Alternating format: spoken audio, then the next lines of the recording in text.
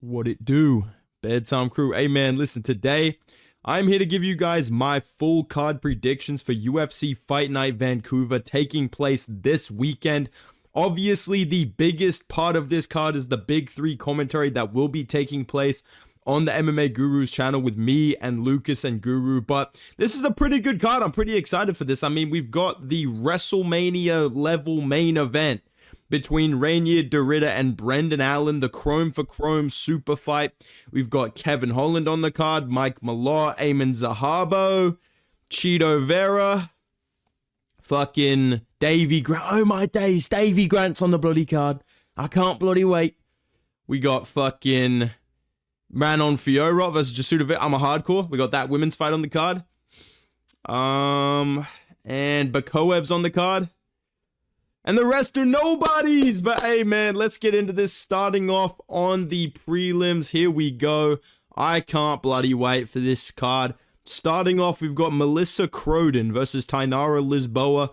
I'm going to go with Tainara Lisboa to win this fight by decision. You don't have a picture on Google. I'm not picking you, brother. I know that this Croden chick is like a Canadian fighter, and I know that might be a factor in this, but I'm not super impressed looking at her I'm not impressed by your performance. I'm not impressed looking at her topology. Lisboa, they're the same age, except Lisboa has some UFC experience, and she's Brazilian, so I'm going to pick her to win this fight. I don't give a fuck, though. It's at 6 a.m. I ain't watching that. Next fight of the night, though, I am excited for this. We've got Azamat Bikoev versus Yusri Balgarui, or whatever the fuck this guy's name is. He trains with Alex Pereira. He's coming off the Contender Series. It's kind of a short notice matchup that the UFC liked, so they rebooked it. It was originally supposed to happen, I believe, on the Seattle card. Don't quote me on that. Unless I'm correct, then quote me on that. But this is a pretty exciting matchup, and I think that Bikoev is a huge favorite for a reason. I'm gonna pick Azamat Bikoev, but I'm gonna say he wins this fight by decision. I know a lot of people probably have him just by knockout. He's had two nasty finishes in the UFC. Obviously, you know, he beat Ryan Bloater. I mean, who does that to Ryan Man of Steel Loader? And he also beat Zachary Reese in one of the funniest, just blatant illegal back shots to the back of the head, but still impressive wins so far for Bikoev. The reason I think he's going to win this fight by decision and not by KO, Balguri has a very, long history of kickboxing. He's fought Alex Pereira, Israel Adesanya. He's fought in Glory, so he's a pretty experienced kickboxer. He's not super old like Alex Pereira coming in. And he does have a big reach and height advantage in this matchup, which I think is going to help him avoid the power of Bikoev. But I'm going to say Azamat Bikoev is a little bit more well-rounded, a little bit more experienced in MMA, and that's going to help him mix things up. This guy has been 5 rounds before in the LFA. He has been a champion. He does have pretty solid wrestling on top of the fact that he has big power in the hands. So I think that Balguri is going to do a pretty good job avoiding the right hand, avoiding the overhand. He's going to land some nice calf kicks, some nice body kicks, some nice jabs.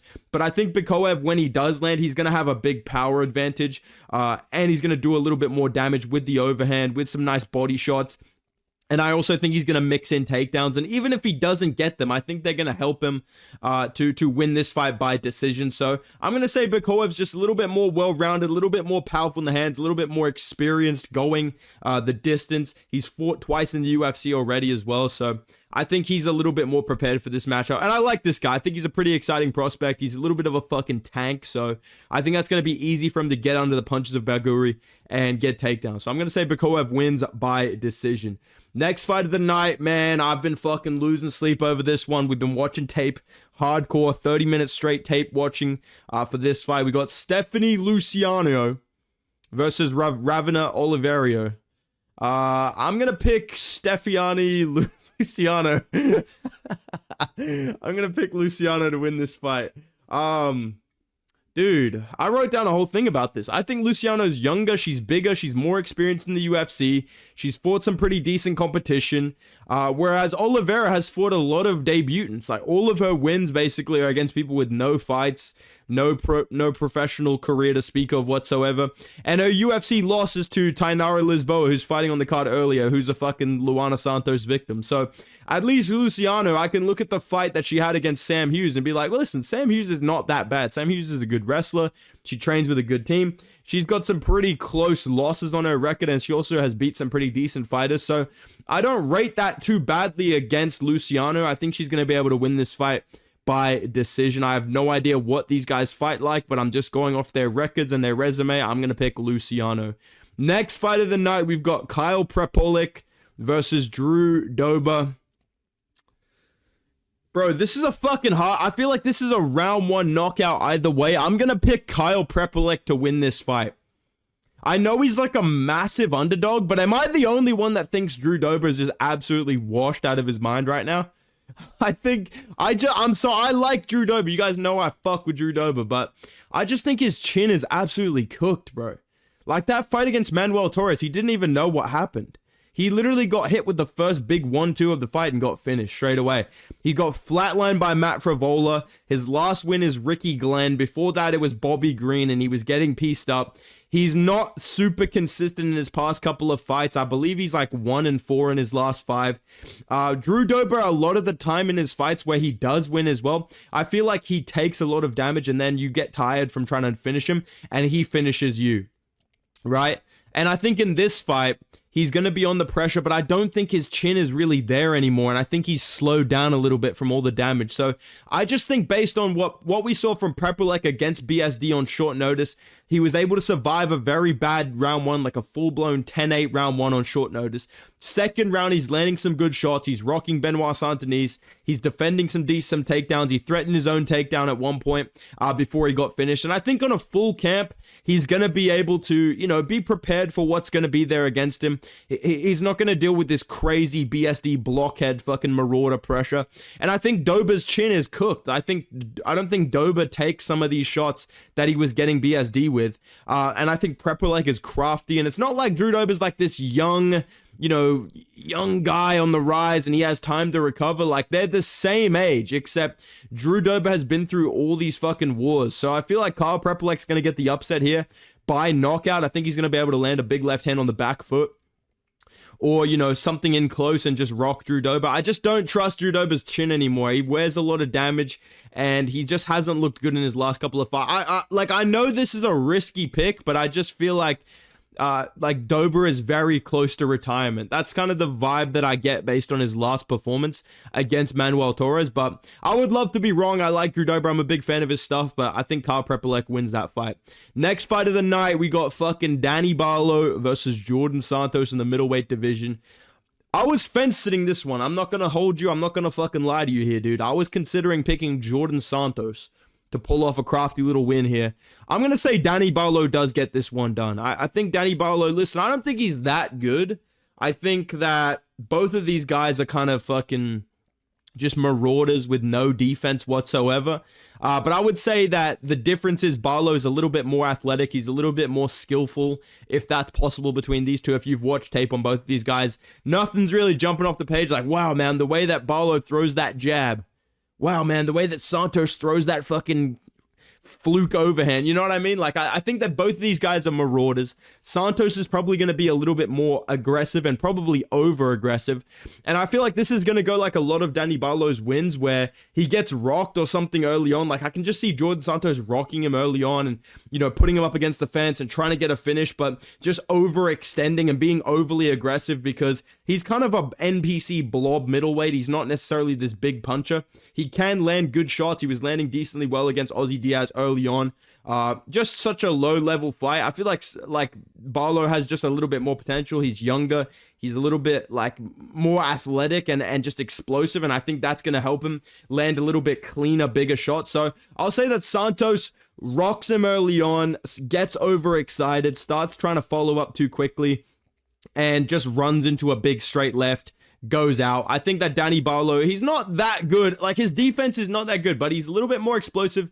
I've seen him win a decision against Voretnikov. Like, at least he has that going for him. He has a couple of UFC wins. He has a decision win. He has a knockout win where he pulled someone into a big left hand, knocked him out bad. So I think this favors him a little bit more. I think the speed and the ability to land that straight left is going to be able to put away an aggressive blob like Santos, just chasing him, trying to land something crazy. And I feel like if Santos has any success, he'll just overextend and get finished inside 2 rounds. I'll say Danny Barlow wins that. Whoa, my God, Danny Barlow's older than him. What the fuck? I'm still picking Danny Barlow, but I didn't fucking cop that until I just saw that, bro. Damn. Next fight of the night, we've got Bruno Silva versus Park Hyun Sung. I will be picking Park Hyun-sung. I will be picking this young man.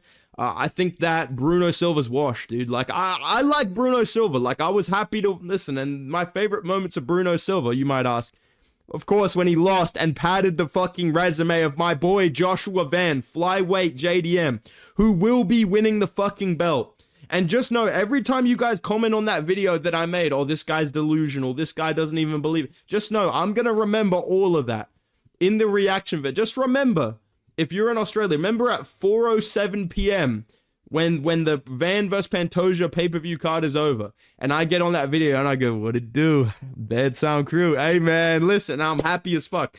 And you can hear the smile on my face. Just remember, because Bruno Silva experienced what Pantoja's going to experience, and I think Bruno Silva's washed. That's kind of what we're coming around to. I just feel like he's on a decline, and Park Hyun-sung is one of the better prospects in this division. I don't look down on him too much for that Tatsuro Taira loss. It was kind of short notice, and, you know, like, still, I still think that there's a lot of potential here. He has good striking, he has really high-level grappling, and he's just fucking nasty, dude. Like, he will just finish you if he gets the chance, and Silva's on a decline. He probably has a speed advantage on the feet. He does have big power in the hands, but we've just seen in his past few fights that he's slowed down a little bit. His chin is getting worse. He's getting rocked. He's getting finished. And I feel like Park will be quick enough and young enough and explosive enough on the feet to, you know, not just get chinned randomly by this guy. And he will probably land a big straight right that rocks Silva. I think I can see him just rocking Silva really badly, randomly with like a right hand. And then, you know, Silva shoots a takedown. He gets on top. You know, and I just feel like there's going to be that moment where Park Hyun-sung is threatening submission, and then he lets go of it and just starts dropping elbows, and that gets a finish. So I'm going to say Park Hyun-sung wins this fight by TKO inside 2 rounds via ground and pound. I think he's going to rock Bruno Silva on the feet, force a takedown out of him, out grapple him, get the finish on the top via elbows after like threatening a rear naked choke, something like that. I think that, yeah, Park Hyun-sung is one of the better prospects in this division. I rate him pretty highly. Headlining the prelims, oh my fucking lord. Oh my days, Davy Grant. Oh my goodness, mate. The way that this guy flukes a fucking left hand. I'm actually picking Davy Grant, dude. I don't give a fuck, dude. I know the Canadian casuals are going to be mad at me, but I'm picking Davy Grant to win this fight. I'm going to say Davy Grant wins this by knockout, bro. I don't know why I'm just picturing Davy Grant knocking out Charles Jourdain, but I think what this comes down to is Davy Grant's on a win streak right now. I don't really remember any fights where he's just been completely mogged, completely outskilled, completely dominated. And I don't think his age is really a factor. I think he's just a solid, well-rounded, tough, durable little British dude that has big power in the hands. And Charles Jourdain, he has good jiu-jitsu. I think his best path to victory in this fight is to fight long with the front kicks and then look for, you know, a submission potentially. I think that's the only real way I see him finishing this fight is via submission. But I don't think he has the wrestling to really take down Davy Grant and get that going. I think Jourdain's best moments in terms of his grappling is defensive. Like, he has good takedown defense. He has good guillotine attempts. But I don't really remember a lot of fights where Charles Jourdain has gone out there and just ragdolled someone, taken them down, controlled them, gotten on their back. And we've seen Davy Grant, even in fights like that where he does get taken down, he has really good jiu-jitsu. He has great, you know, fight IQ. He has good defense. He can get back up to the feet. And in the striking and on the feet, I think that Charles Jourdain's going to struggle to take down Davy Grant. I don't think he's going to damage him too much. I think he's going to be more, you know, spamming volume, front kicks, oblique kicks, leg kicks, and just output with the jab. And I think the bigger, more damaging moments will be from Davy Grant. You know, he is super tough. He's hard to finish. He's willing to walk you down with his little, you know, jumping for joy switch stance and land that body shot, set up the left hook up top. And I feel like as this fight goes on, Davy Grant will defend the grappling. It will be Charles Jourdain kind of trying to, you know, stick and move. And I think at some point, Davy Grant's going to pin him against the fence. And I can just see him letting go a left hook that just drops Charles Jourdain. I just feel like he's going to knock out Charles Jourdain with a left hook up against the fence and follow up with some punches and get a finish. I don't know what it is that I just feel like Davy, when I picture this fight, I just remember Charles Jourdain running into like a grazing left hook from Gene Silva and just going down. So I think that in this matchup, Davy Grant, his grappling is good enough to defend against some sort of wrestling threat from Charles Jourdain. He's not really an offensive grappler. He's a lot better on the back foot defensively. Threatening with a guillotine. If you're careless, he'll submit you with a guillotine. He has great jiu-jitsu defense. If you're trying to take him down and grapple him, it's going to be super hard. But I think for him in this matchup, his best path to victory is wrestling, and I don't really see that getting off against Davy Grant, who, yes, he had a tough first round against Damon Blackshear. He got taken down. He got his back taken, but he survived. And then he started beating the fuck out of Damon Blackshear. And you guys know I love Damon. You guys know how I feel about Damon Blackshear. You guys know what happened at UFC 292. I don't even need to tell you what happened to Damon Blackshear, Mario Batista. So, to me, Davy Grant, I think he's going to have a damage advantage. I think he's going to have a power advantage. And I think he's going to land a big left hook up against the fence, dropping Charles Jourdain badly, getting the finish. So my picks for the prelims, I've got Davy Grant, I've got Park Hyung-sung, I've got Danny Barlow, I've got Kyle Prepolek, I've got Luciano, I've got Bikoev, and I've got Lisboa. All right, let's move on to the main card. And starting the night off, we've got Kyle the Egghead Nelson versus Matt Frevola. I'm just practicing my my John Anik impression for the stream. I'm gonna be stating as many random facts as I can. I might throw in some Bispingisms and just talk over Luke.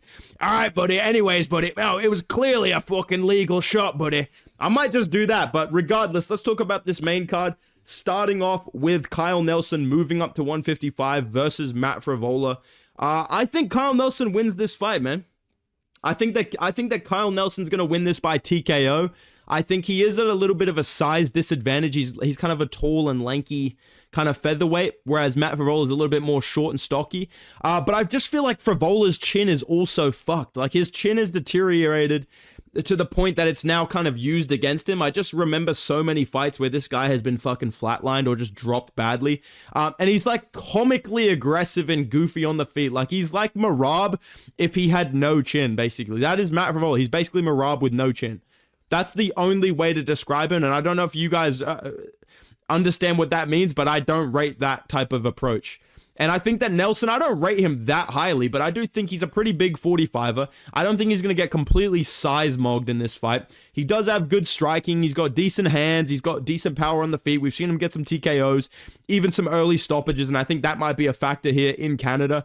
I think in this fight, Frevola's going to start out wrestling super aggressively. I think he's going to be, looking to just chain takedowns. He's not really going to be looking to strike. Maybe he does, but I feel like at some point, either Nelson defends a takedown and then hurts Frevola out in the open, or Frevola's just careless trying to get a takedown and Nelson stings him. Or I could even see Frevola takes him down, wins the first round, and then second round they're back on the feet and boom, Nelson just rocks him, gets the finish. Kind of a come from behind victory by TKO. I do think that Nelson at some point is going to catch Matt Frevola on the ginger chin that he has, and I think he's going to put him away.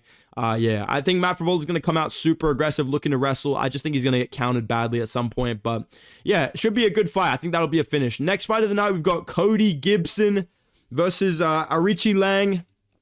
I'm picking Cody Gibson, dude. I'm picking fucking Cody Gibson, man. Dude, Cody Gibson, man. This guy's a freaking problem, dude. I just feel like Arichi Lang has no fucking grappling. This guy gets taken down every single fight. He's a Raul Rosas Jr. victim. He was getting taken down by fucking Jay Perrin. Shout out to Jay Perrin, dude. I've just seen this guy get smudged so many times. He got chinned by fucking Ayman Zahabi. And we'll talk about Zahabi in a minute, but he got knocked out cold. Walk-off KO by Ayman Zahabi, bruh. At bantamweight. And I'm supposed to pick this guy? Fuck no. I'm picking Cody Gibson. I'm sorry, that's just ridiculous, dude. That is up there with the, yo, wake up, bro. Yo, Merab chinned you, bro. Yo, Merab put you out, bro.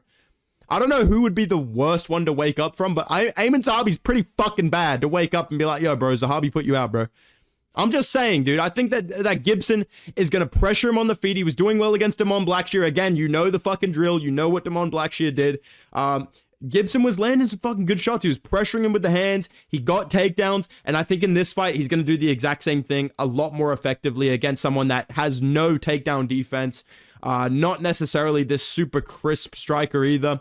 I just think Arichi Lang is crafty and experienced, and if you're not ready to fight him, you will lose. But Cody Gibson is a little bit more skillful. I know that he's kind of older, but he's got decent boxing in the pocket. He's got decent, 1-2s. He can mix up the grappling. We've seen him submit people in the UFC. He's had 2 runs in the UFC now. So I'm going to say Gibson wins this fight by decision. I could see a submission, but I'm just feeling like he's going to out-grapple Arichi Lang pretty fucking easily.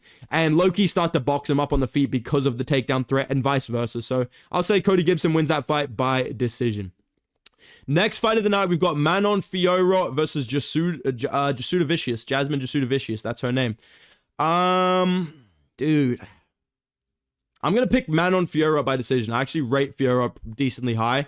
I would like to see Jasudavicius win this fight. I think she's pretty cool. I like that she's like active and finishing people. I think that's very rare in WMMA, and I think it would be cool if she submitted Fiora and we get to see her versus Valentina or Weili Zhang, but I'm going to say Fiora wins this fight by decision. I just think that she's proven that she can defend takedowns.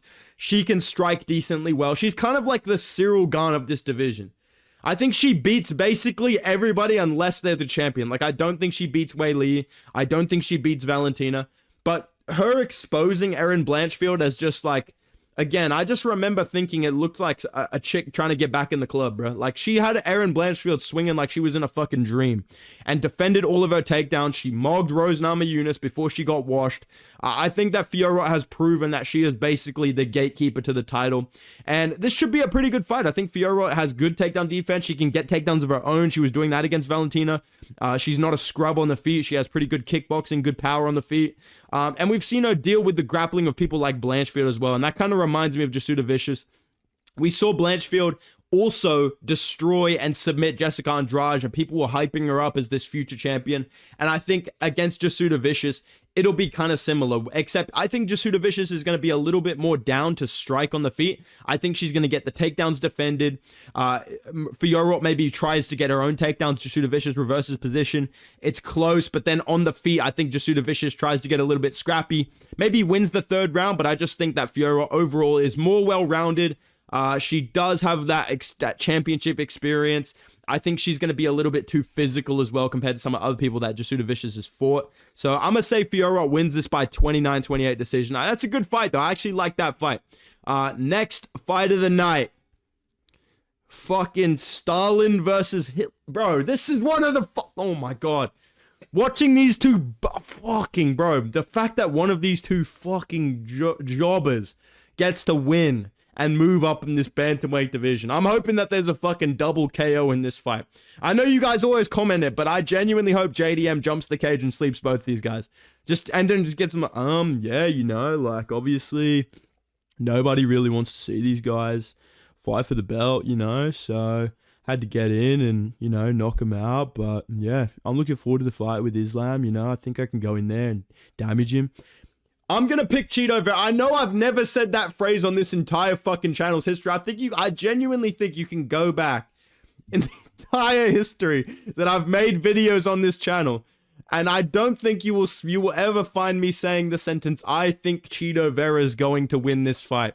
I don't think I've ever said that before, but that's how much of a terrorist of the sport Ayman Zahabi is. I don't rate this guy's fraudulent little fucking win streak. This reminds me of fucking Figueiredo versus, what's the guy's name from last week? Montel Jackson.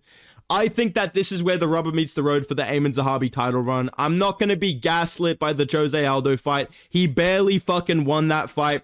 He borderline got stomped out at the end of that fight. And he cockroached his way to a decision win over Jose Aldo in the year of our Lord 2025. At least Mario Batista didn't take any fucking damage. This guy literally went life and death with Jose Aldo. And I'm sorry, I just think Cheeto is a little bit more proven in the UFC, and I think he's going to do more damage on the feet. He's quicker, he's a better boxer, he has more finishing ability, he's not going to slow down, he has an iron chin. I think Cheeto Vera wins this fight by decision 29-28. I know that this guy is like one of my mortal fucking enemies. I know that you guys probably think that if I was on the Titanic and Cheeto Vera asked me for help, I would say no, okay? But I don't rate Zahabi or any of his fucking wins. And I can at least remember some decent guys that Cheeto has fought and beat. Obviously, he fluked a win over Sean O'Malley. He got a robbery win over fucking Pedro Munoz years before Ayman Zahabi beat him by decision as well. I think that Cheeto, listen, Cheeto is dog shit. Let's make that perfectly fucking clear. Cheeto, if you shoot a good takedown, you're going to take down Cheeto. He's just going to lay on his back and try and fluke an elbow or an up kick on you. He's not going to get back up unless you're complete shit as well. And if he's at a speed disadvantage on the feet, he just bites on every feint and stands around en route to a decision loss. And then he acts like he got robbed and he fucking flips you off. But here in this fight, against 37-year-old Aimon Zahabo, I think that Cheeto, if it starts out slow, which is what he likes to do, Aimon Zahabi doesn't have power. He's not this slick fucking crisp boxer. He's perfectly decent. He's well-rounded. I don't think he's going to have an easy time taking down Cheeto. I could also see him getting some takedowns if Cheeto just overextends. But I think Cheeto's just going to flick some calf kicks. I think he's going to land some clean jabs. I feel like he's going to, you know, flick some body kicks, some nice head kicks. I think if Zahabi even gets a takedown, I feel like Cheeto will just throw up his legs and try and throw up a triangle, get back up. And I think that, you know, I think Cheeto, in terms of his striking, he's quicker than Zahabi. He causes more damage. He's a little bit more well-rounded. He's going to throw leg kicks, oblique kicks, front kicks, head kicks, jabs, right hands to the body. He has pretty nasty body shots. I will give him that. And I could honestly see him winning you know, like, I think he'll defend the takedowns as the fight goes on. I think he'll win 29-28 decision. But I could honestly see him pulling like a classic Cheeto fluke KO. I could see him having a worse round 1 and 2, and then in round 3 just fluking a knockout over this guy. But I'm going to say this is like the Pedro Munoz fight, where he just wins a boring decision. He lands calf kicks, he lands jabs, defends enough takedown, defends enough grappling to win, and just lands some elbows and shit in close that damages Zahabi. Wins the fight based on the fact that he's completely indestructible. 29-28 cockroach victory for Cheeto Vera. That is my prediction for this fight. I think that if he was actually going to be fighting... Listen, bro, if it was Mario Batista, I would pick him over Cheeto Vera. If it was fucking Peyton Talbot, I would probably consider picking him over Cheeto Vera. But Aimon Zahabi, I'm not picking you, bro. I'm picking Cheeto Vera to win that fight. Co-main event. Kevin Holland versus Mike Malott. Mike Malott, buddy. Hey, listen, bud. Mike Malott, bud. I don't know what the Canadian casual is. It sounds like this dude on Instagram that I watch just eat fucking cheesecake all day when I'm cutting weight. But regardless, the Canadian casuals are not going to be happy with me. I'm picking Kevin Holland. I know that Kevin Holland is a fucking... I know that it's like complete... And the thing that pisses me off is, bro, it doesn't matter what I pick in this fight. It's going to piss me off. Because if I pick Kevin Holland and he fucking loses to Mike Malott, people are going to, dude, this guy fucking picked Kevin Holland, bro. If I pick Mike Malott, he's going to get bitched by Kevin Holland. People, dude, this guy picked Mike Malott, bro. These guys are both so fucking unreliable, especially Kevin Holland. He should win this fight. I think he's going to win this fight, but I wouldn't be fucking surprised whatsoever if he just goes out there and loses immediately, because he's a fucking... He has no interest in actually winning or being consistent whatsoever in his MMA career.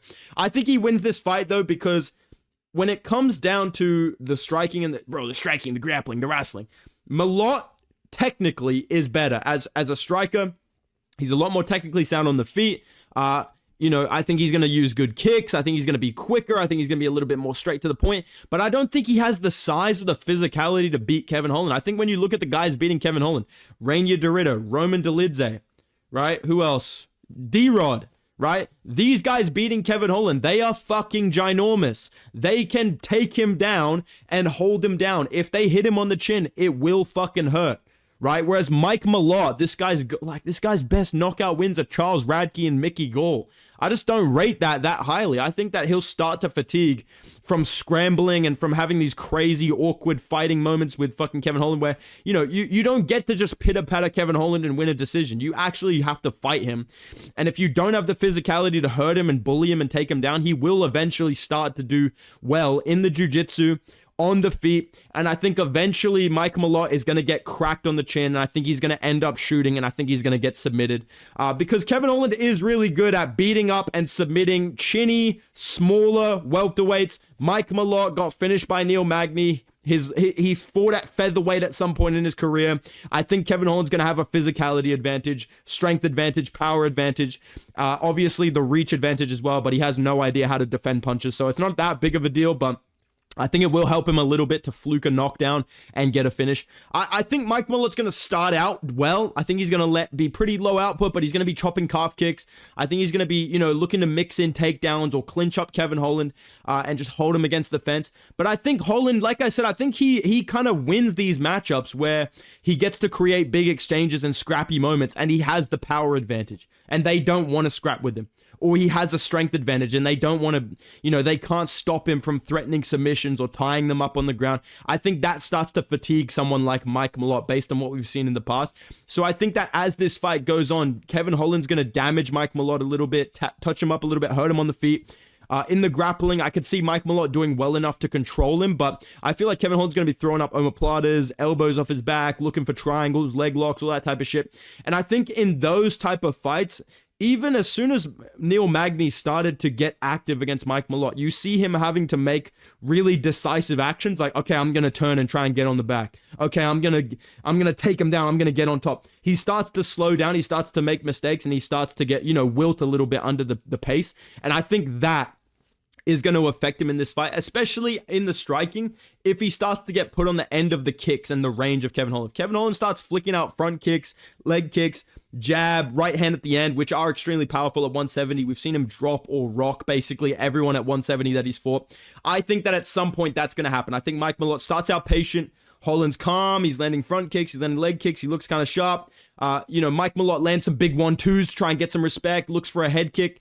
Holland occasionally kind of, you know, jumps at him, does some crazy shit. Mike Malott gets a takedown. But as they end up on the ground, Kevin Holland starts threatening submissions. He's trying to tangle him up. Mike Malott does well, but starts to slow down. And then on the feet at one point in round 2 or round 3, gets rocked badly with a right hand, shoots a bad takedown, gets submitted.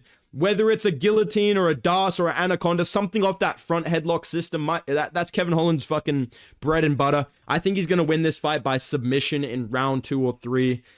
Yeah, dude. Listen, I love that this is my prediction, and it's either going to be 110% accurate and people are going to be like, dude, Kevin Holland's back. Or he's going to go out there and just fake an injury and lose immediately. He's going to just completely embarrass me. These are the only outcomes. Kevin, please lock in, brother. This is one of the rare times I'm not confidently picking you, but what I'm saying, this is one of the rare times that I've gone out on a limb and defended you when you're an underdog and said, you know what? No, I will pick you, Kevin Holland. I will put you on my back. I will risk embarrassment picking you, okay? Kevin Holland, do not let me down. Let's talk about this main event because I'm fucking excited for this, dude. I know that it was supposed to be my boy Fluffy finally getting a title elimination bout. This might even be a better fight. This might even be a more entertaining fight. I like this fight. I think this is actually a hard fight for Reinier Dorita. I think this is actually risky for him. And I think Brendan, I feel like the meme of the guy standing up in church or whatever. I think Brendan Allen can do well in this matchup. I said it. I'm standing on it. I know some of you have been feeling it deep down, but you've been scared to say it. You don't want to get cooked. I'm here to tell you it's okay, bro. All right? I'm putting my hand on the laptop right now. Me and you are in this together. Me and you see the truth that Brendan Allen is not small, is not a short, stocky middleweight like Bo Nickel, not Bot Nickel. He's not going to tap out to fucking knees to the stomach, okay? He's not Robert Whittaker, okay? He's not GM3. He actually has the scrambling and grappling ability to not only defend Reinier Dorita's takedown. I think he's going to take down Reinier Dorita. I think he's going to out-wrestle Reinier Dorita. Reinier Dorita's wrestling is not that fucking good. His grappling is elite. His grappling is amazing. People mix the two up. His wrestling is shit in the UFC. He's not taking down anybody in the UFC, bro. He's ending up in these weird fucking scrambles to get to the ground. But I think against Brendan Allen, honestly think Brendan Allen is retarded enough to take him down. And I think he's going to do well early on. I think honestly, he has the abilities to scramble with Reinier Dorita just as much as I think he's going to take down Reinier Dorita and have a good first round. I think he has good leg locks, which are a very underrated part of MMA that not many people are good at. I think these are two guys that can actually kind of grapple and roll for legs and know what they're doing. He can threaten chokes pretty quickly from weird positions and scrambles like he did against Fluffy, did against Paul Craig as well. And he does have decent power in boxing on the feet. You guys know I rate Brendan Allen's boxing low-key very highly. I actually think he has pretty good power. He likes to get scrappy. He has a blockhead chin. He's kind of like the new age, better version of Marvin Vettori. And I also like that he's a bit bigger than the guys like Nickel and Whittaker that Reinier Dorita has fought. He's a big, solid middleweight. And I think he will give Reinier Dorita trouble early on. I'm going to pick Reinier Dorita, but I think he's going to be losing this fight, and then he's going to lock in and win because he is at a cardio advantage. He's more prepared for this fight. And the biggest thing for me is the fight IQ. I think Brendan Allen has all the tools to beat Reinier Dorita. I know that's like a funny thing to say, but genuinely, I don't think that's actually ridiculous to say. I think Brendan Allen is going to win round 1, and then he's going to start doing dumb shit, and then he's going to fucking lose. That's what I think is going to happen. I think this is going to be a round 3 finish for Reinier de Ridder. I think round 1, Brendan Allen starts out pretty good on the feet. Low-key tags up Reinier de Ridder, backs him up to the fence, or Reinier de Ridder clinches him up. And then they end up against the cage. And I think Brendan Allen's going to take down Reinier de Ridder. It's either going to be like a big trip on the outside and he slams down Reinier de Ridder, or Reinier de Ridder tries to take him down with some weird, goofy shit, and Brendan Allen, reverses it, ends up on top, starts dropping some fucking elbows, maybe gets to mount, has a really good position, threatens a choke or something like that. But I think at the end of the first round, Reinier de Ridder is going to reverse position, use his sweeps, use his ability to, get back on top, and the momentum will kind of shift towards Reinier de Ridder in round 2 and 3. I think round 2, Reinier de Ridder is going to be pressuring with the jab. Brendan Allen's going to land some big shots that may damage him, but I don't think they're going to hurt Reinier de Ridder. And then he's going to be, backed up with that clinch and the knees of Reinier de Ridder. And I can just see a sequence where, Brendan Allen defends a takedown attempt but then jumps a submission or does some dumb shit, ends up on bottom, really starts to slow down because Reinier de Ridder is just on top of him, beating him up to the body, landing some fucking knees and punches on the ground to the body. And then I think in round 3, I could see Brendan Allen just shooting a bad takedown and getting submitted. I really feel like this fight will end via Brendan Allen slowing down because this is short notice for him. And, I do think he has decent cardio, but I think the pace of Reinier de Ridder, the body work, the fighting style, it's going to be a very grappling heavy fight. We've seen Brendan Allen slow down in fights like that against Anthony Hernandez, even against Chris Curtis. When it doesn't go his way, he does start to slow down a little bit. And I think in this fight, we're going to see at some point Reinier de Ridder really start to wear on him. And I think Brendan Allen's going to shoot a bad takedown, end up face first in the canvas, and get submitted. I think that is genuinely the fate of our boy. And it's tough, dude, because I actually think he's really fucking good. I actually think, like I said, I think he has the skills to win this fight. But I just feel like even though I see him taking down Reinier de Ridder early on and being able to land some good elbows, threaten some chokes, maybe get to mount or get to the back, Reinier de Ridder has a great ability to flow with the fight and just touch the body, start to wear on you, slow you down. And also from bad positions, he has a great ability to sweep people. He genuinely utilizes jiu-jitsu like how it's supposed to be used and actually sweeps people. He puts in fucking butterfly hooks. He gets long underhooks and climbs out the back door. He genuinely knows how to flow and end up on top and immediately put himself in positions where he can either punch you or threaten submissions. And I think that pace and that ability is going to wear down Brendan Allen, even though he's going to have early success. So again, I think Brendan Allen starts out strong, gets a takedown, gets some control. People are kind of worried, starts to slow down. Reinier de Ridder wears on him, and he gets the submission after Brendan Allen shoots a bad takedown. Let me know your predictions in the comments down below. And if you guys enjoyed this video, drop a like, subscribe to the channel. Make sure you are there for the fight companion. This is going to change the fucking game, dude. We're tired of DC and Rogan talking about fucking calf kicks. I'm tired of fucking Bisping getting on there. Well, actually, buddy, when I fought for the middleweight title, oh my word, I'm sick of fucking Bisping shit. I'm sick of Dominic. No, he's not out. When someone's getting choked out cold. No, he's not out. He's completely not out. Yeah, good job to the ref here letting him die in the cage like I should. I'm sick of that shit, dude. And I know some of you guys are too, so make sure you're there for the fight companion. And yeah, man, drop a like on the video, subscribe, go follow me on Instagram and Twitter at Bedtime MMA, and I will see you guys in the next video, man. Goodbye.